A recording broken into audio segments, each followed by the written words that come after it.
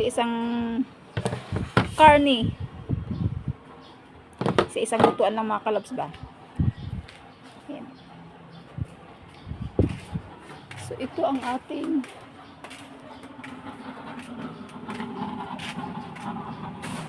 bida sa lahat.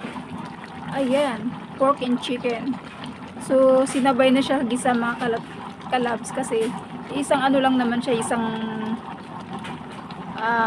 tawag ito, isang basta yun mga kalabs, hindi ko masabi. Isang ano lang siya mga kalabs, hati lang yan mga kalabs. Ibang ano lang, ibang gulay lang ilagay. Ibang timpla lang mga kalabs ba, pero chicken and pork lang din ang sahog niya. So ayan. Ang galing mag-isip ng aking hipag mga kalabs. Yeah. Kasi sabi ko, anong ulam? Kasi may gumagawa mga kalabs eh. So, pakain kasi natin. Kaya, nag-iisip kung anong lulutuin. Kaya, ayan, may mga request po yan. Gusto, pork and beans. May gusto din na puchero. Kaya, yan ang ating ginawa. Dalawang putahe at isang gulay. So, magkaiba lang sa ayan. Yung isa may ganito, yung isa wala.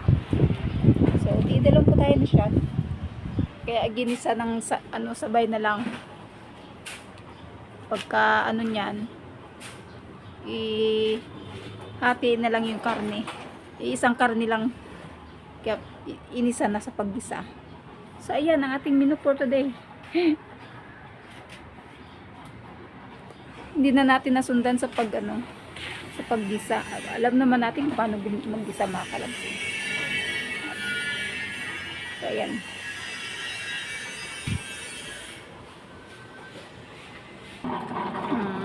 Manok matutulog. Ay, inano yung baboy. Mas mabilis maluto ang baboy, ang manok isa man. Oo. Ay matutulog yun. Kaya, inano ko muna. Okay. Niluto ko muna yung baboy. Lutuin mo yung Babi. So, dinukod yung manok kasi madaling maluto ang manok. Kaya luto na yung manok pero yung baboy hilaw pa.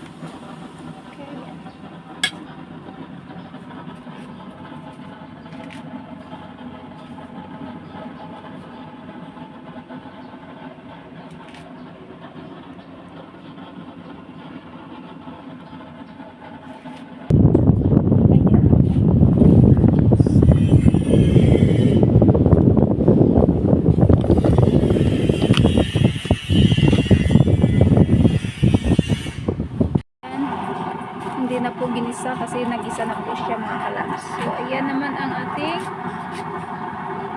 pork and beans, chicken pork and beans.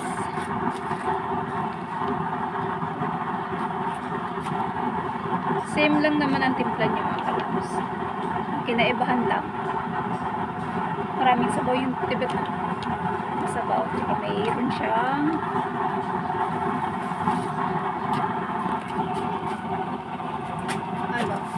yung puchero may gulay.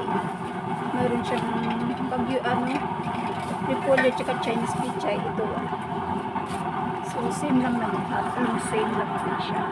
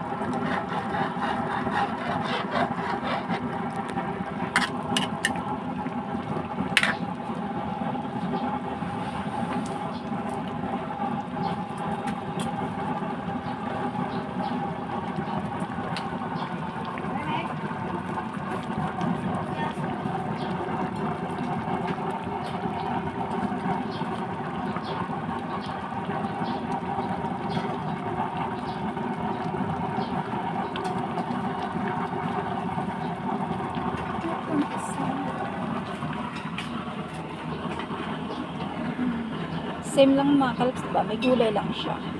May dahon-dahon.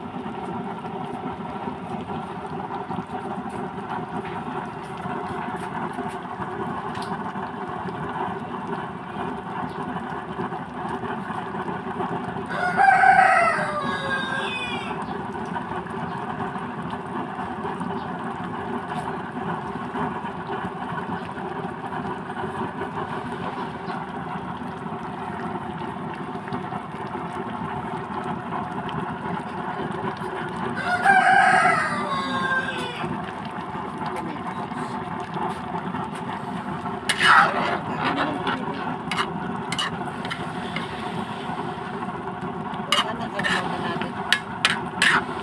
Lagyan ng masarap din pala kung may bell pepper. Para may kulay-kulay din siya. No?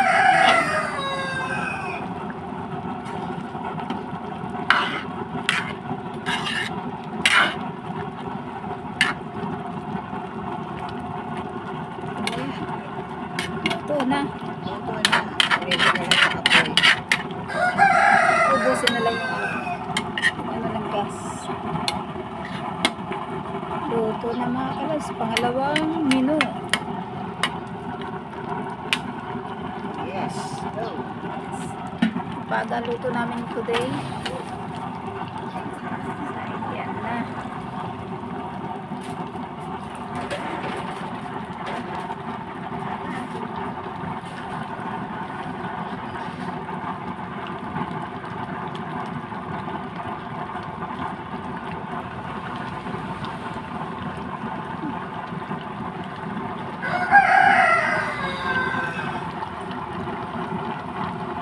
May buntot pa ng bago.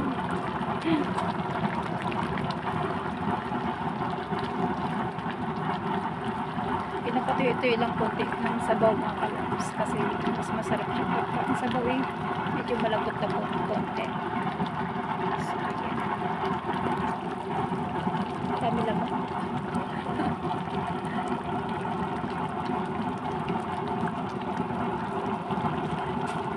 Luto na.